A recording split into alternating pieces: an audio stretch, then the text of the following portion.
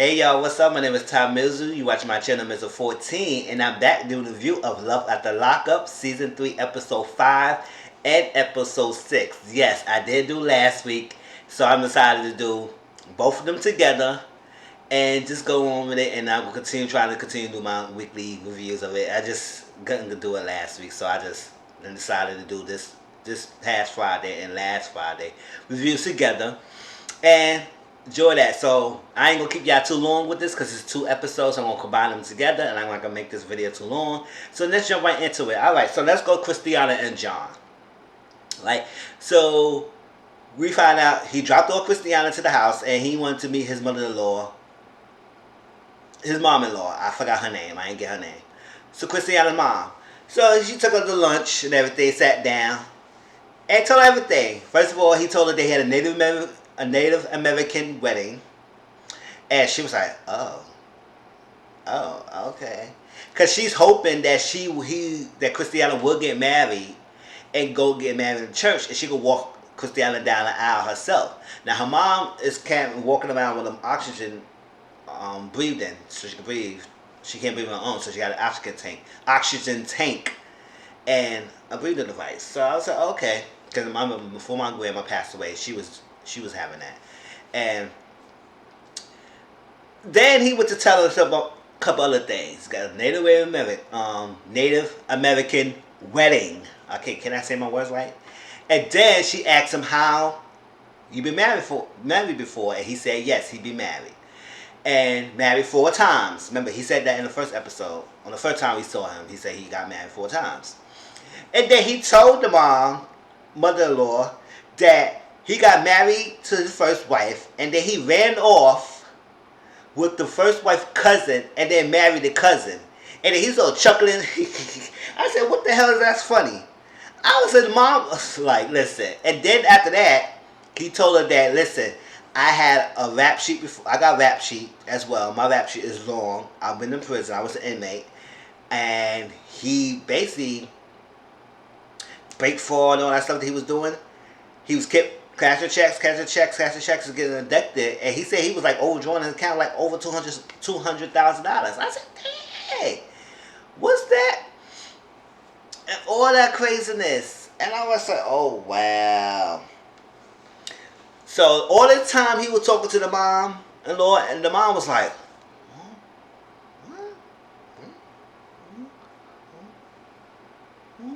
she was making mad faces. I was just like that. I was like, what the hell? He's like, first of all, he tell her all his business.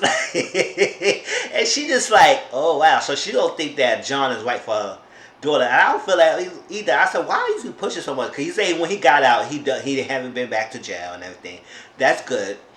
But the mom just said that last time she went back to jail because Cristiano, it was too much in a halfway house. It was too much for her, so she left for state lines. I guess she got in trouble and they sent him back to jail. And he said hopefully that it will be great this time. Alright, that was that story. That's it. Let's moving on with that. Scott and Lindsay. So you know Lindsay did not come out that airport. She did not arrive. She had this whole itinerary. She told him what exactly she gonna be, what plane she arriving, how she gonna get there, where she gonna be at, what state. She had everything detailed. Day of, he got the limo, he bought the food, everything. He wanted to consummate their love, all that stuff, but she didn't show up. So he worried, and then he had to tell the mom and the daughter, Monty Grace, that she did not show and everything. So Monty Grace cried for 2 hours. I said, that poor girl. She was hoping and excited to see her mom, and then her mom didn't come. She cried for 2 hours. The mom, Lindsay's mom, like, so she had to be strong for Monty Grace, but at the same time, she wanted to break down herself. So it's very hard to deal with that because they were so hoping that she would come home.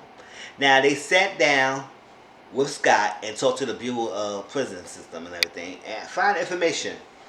The only information is case number, whatever number he is, inmate number, prison ID number. And basically, they told her that she's still there. And they couldn't give any more information of what happened, why she didn't release, she was due to release, what was going on. Talk to the case manager. The case manager said that's public information, so we cannot tell you anything. It's public information. It's public information. I said, what can y'all tell her? Her old mother is worried about why she didn't come out when she supposed to come out, and that's all you can say is public information. He said the only way you will find out what happened to her is she will call you herself. I said, does she got phone privileges? Can you make arrangements so she can call her mother or Scott so she could tell them what happened? I was like, wow. But she said, you can't say anything to me? He said, she said, I tell you, it's all public information. So the daughter said, why everything's a public information? She said, I just don't know, girl. We just got to do it. And she said, hopefully that Lindsay do call her because Monty Gray's birthday is that day. And that's sad that she had to be all set on her birthday because her mom didn't come home. I like with that. So let's go to Chandra and Tyrese. Okay. Tyrese is getting ready to get Shonda out. He's ready to tie it down. He said he used to be back in the day, he got married, not for love, for lust.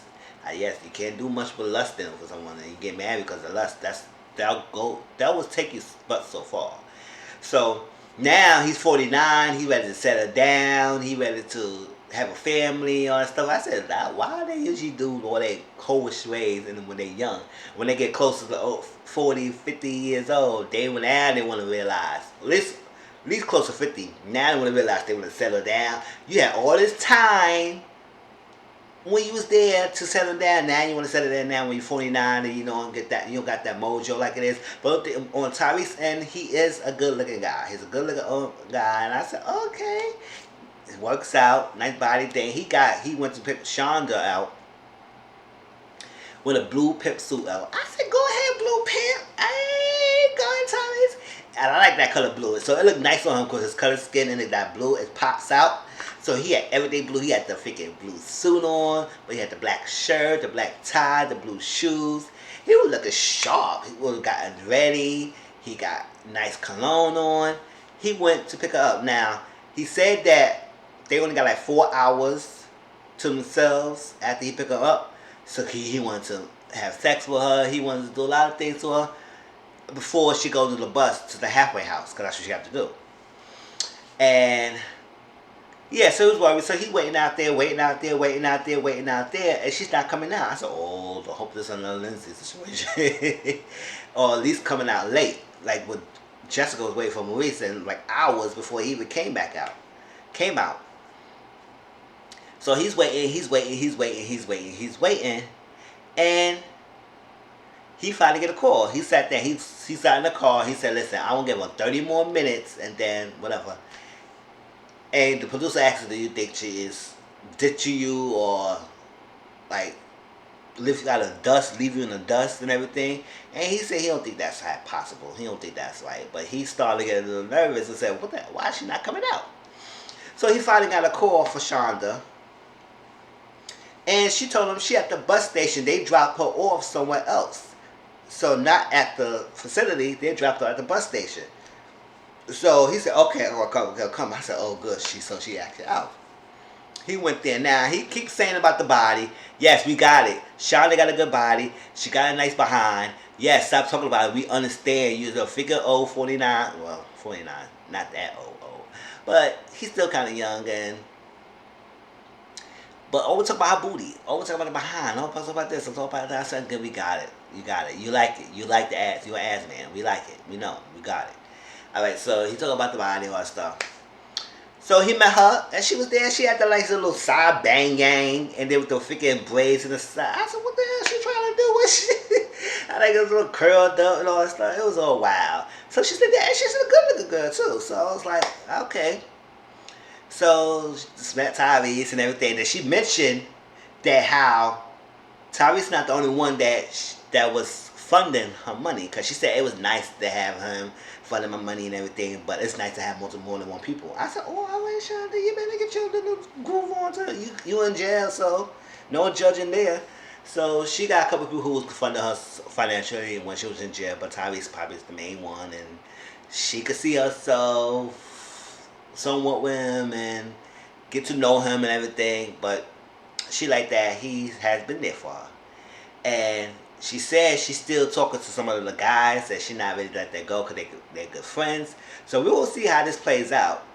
Now he took her to like out to eat because time was cut short because he was waiting for a while, and he only got like 4 hours with her. So like a half of the hour, half of it was already gone for waiting for her. So he got like 2 hours left, and then she was hungry, so she wanted to go to get something to eat, and they started talking a little bit, hit back and forth, and yes, that's what she mentioned, that yes, she's got other guys that was supporting her, and I guess the producer asked us, "Oh, you still talking to any other guy besides you talking to Tyrese?"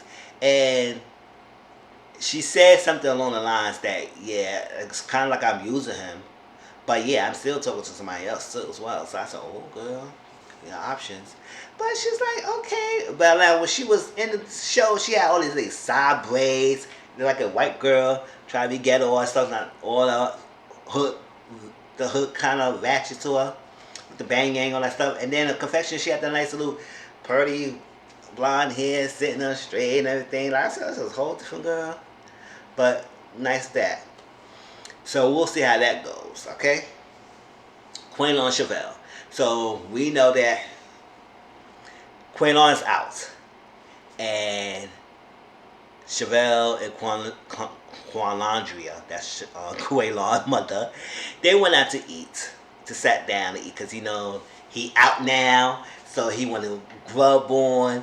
It was a chalkboard. The mom wrote on the chalkboard, Quaylon is here. I said, like, anybody would know who the hell Quaylon is, but it is what it is. She wrote on the board, she did.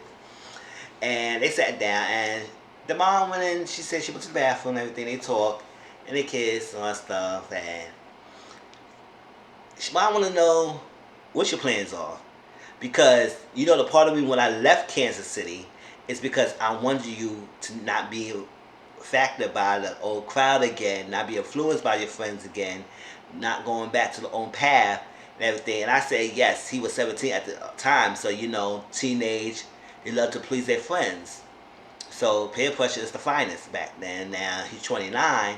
Yes, I understand that she would have concern that he would go back to the thing, but you gotta understand he's kind of an adult now. But he has been out the real world for a while. So yes, you can't say that. Oh yes, because he's 29, that he knows better. So you don't know what his mentality is. But he seemed like he want to do good, and he don't want to keep in that same path, because he's been like 12 years, and now he's not on parole and he's not on probation, so I don't think why he would mess that up and go back to jail again.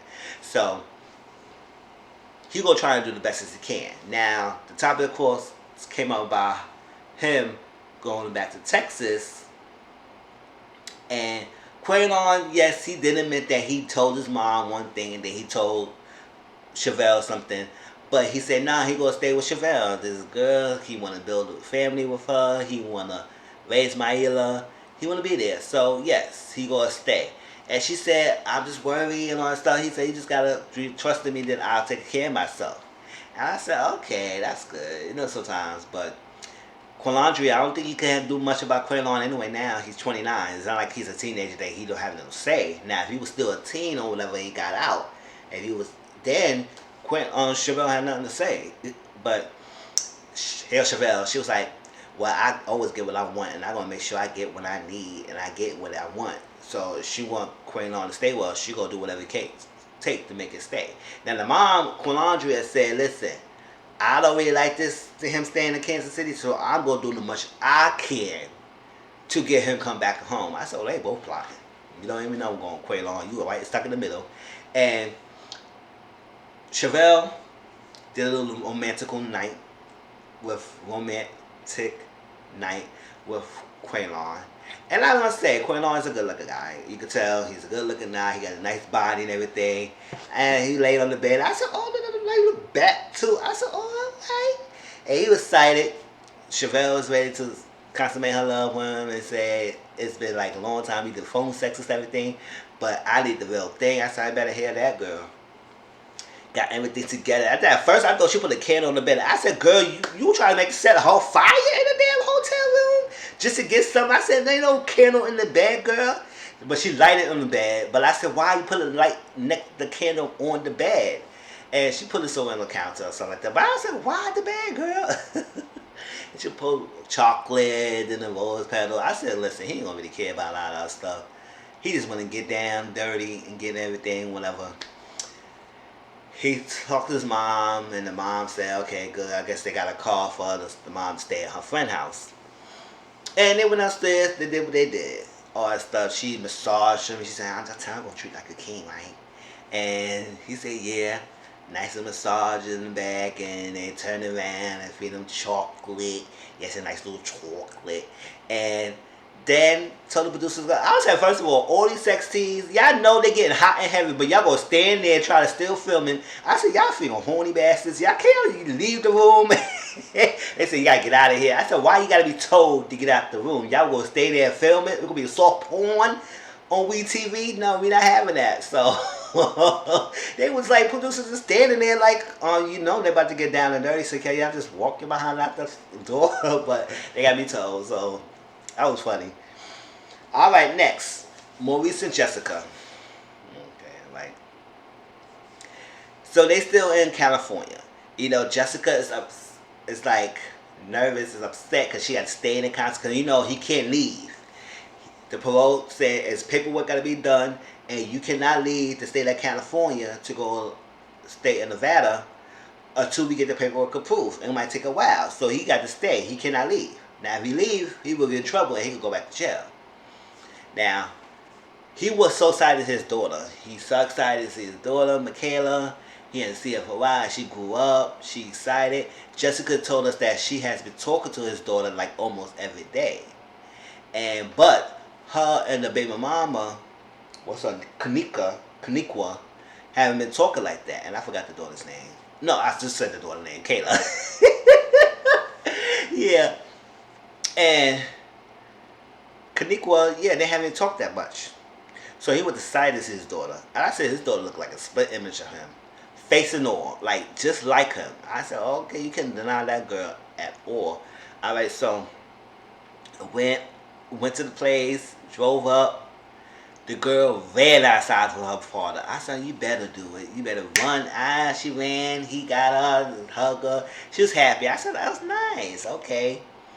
So they sat down. The baby mom, Kaniqua, was there. And then her mom was there. And yeah, they were sitting there chilling, talking. I guess another guy was there, all stuff.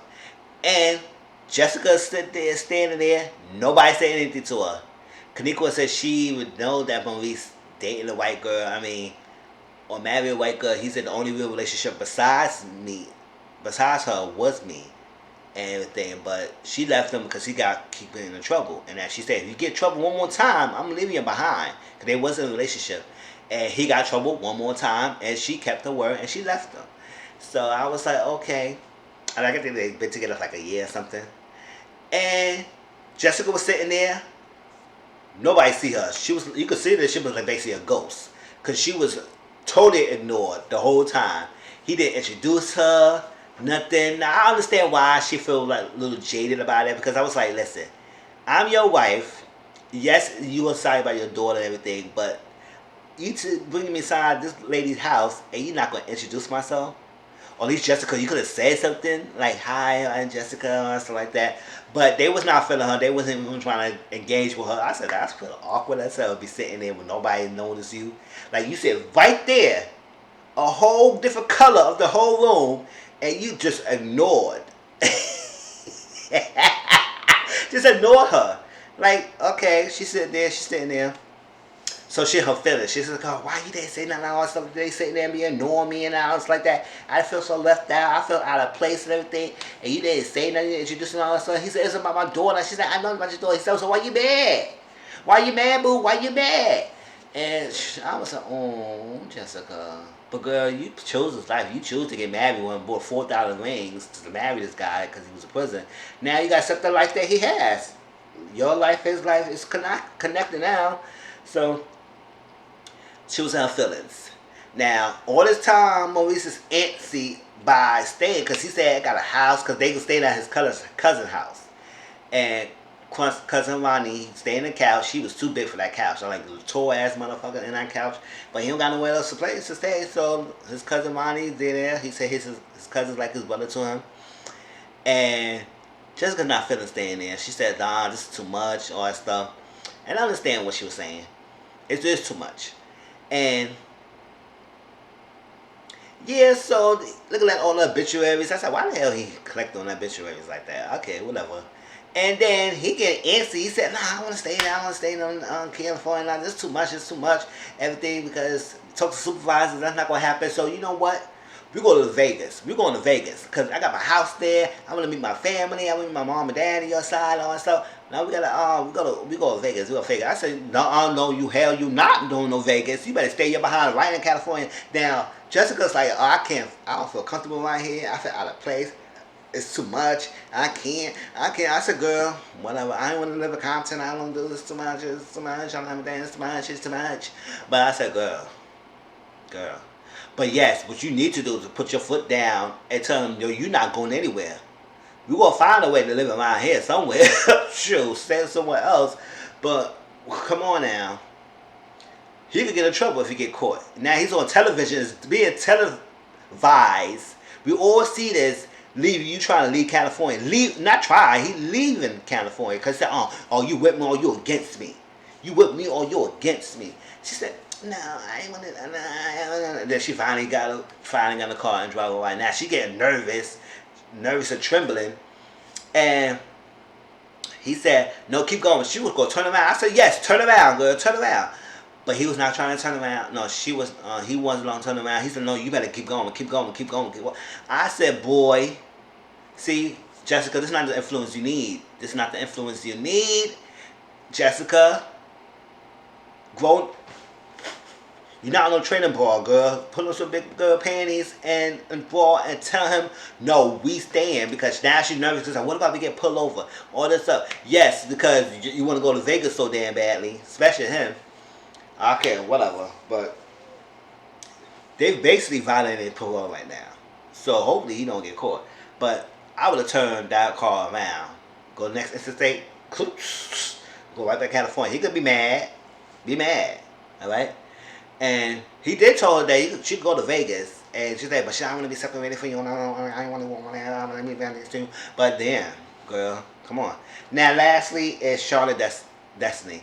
Now, you know, Destiny, she didn't really tripped out too much, but she was a little bit, I said, oh, you lie about your age, and why you gonna lie about your kids? Then now she got secrets herself. And now she opened her up that he lied to her and everything. He said, why you just lying about that? Keep it real with me and stuff like that. But she said, yes. She told all that, but yeah, I got some secrets I haven't told Sean. I'm not going to tell him anyway. One of the secrets that she said she has been having sexual intimacy with some females in prison. So, yes, she had sex with men, but she had sex with females, and she's not going to stop. She's going to continue doing it. I said, oh, okay. All right, now, that's no girl. She's a party girl. She can't be tied down. Sean is a more quiet, reserved type of guy who's talk like this. Yeah, don't you notice that he talk with his mouth like his heavy mouth? He said, oh, aren't you definitely, like,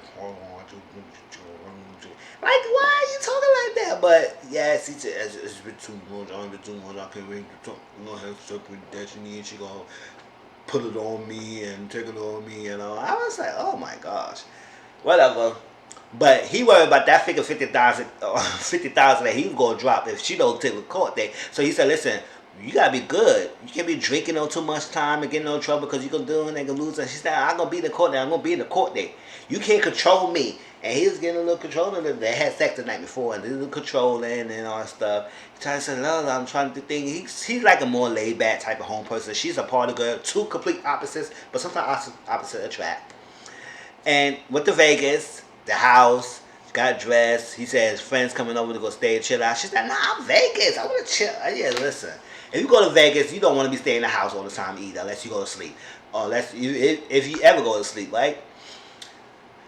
So, they chill out, going out. She's saying all this thing. Met the friend Hector, his wife Veronica. They went out. They were going to stay in the house and cook and all that stuff. She was in a free spirit. She said, no, I'm not going to do that. I ain't going to let anybody tell me what to do or anything. I'm going to do what I want to do, and I'm going to do what I got to do, okay? And basically was asking different questions. Now, she mentioned how this pretty girl's in prison. She got no girlfriends right now. She want to get married. She needs stuff, all that stuff. They clocking her and say like she just wants his money, which I think, and then, Sean gonna give it to her.